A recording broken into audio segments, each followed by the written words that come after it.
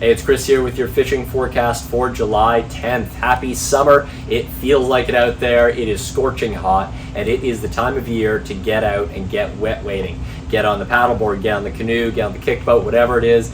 Get in around some water, cool off, and enjoy some fishing. Bass fishing continues to be great. We have awesome topwater action picking up now with the hotter weather. We have great fishing in our rivers if you want to go and sight fish for bass or fish topwaters in the rivers too. Very fun time of year to do that. In the lakes, we have great smallmouth action happening on the Great Lakes. Some of it in quite shallow still where you can wade for those fish.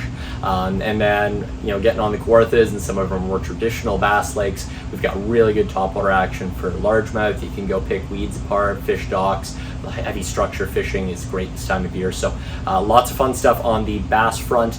We are getting hit with a bunch of rain this week, tail end of the hurricane coming up, but we expect most of that to clear out by the weekend. Rivers, smaller systems, think Upper Grand, think Maitland, which tends to clear quite quickly, should be in good shape. Just keep an eye on where the rain falls, and there'll be great options for you this weekend. For the carp front, carp continues to be very good. Keep in mind that carp are cold water fish. So if you're looking at, say, like the Great Lakes, you may find that your peak feeding hours are sort of early morning or just morning hours in general, and by afternoon they sort of clear out to deeper, cooler water where they're more comfortable.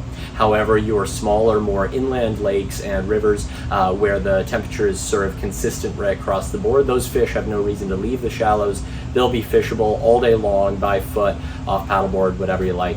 So definitely worth looking at there.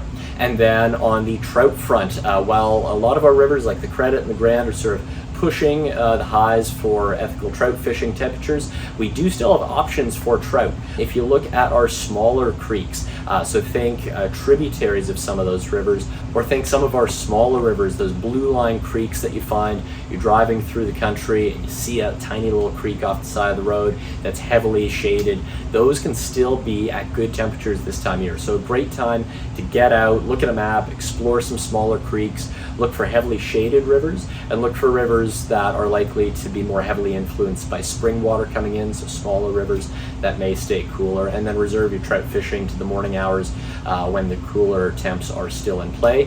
And you can definitely still find some good trout fishing this time of year.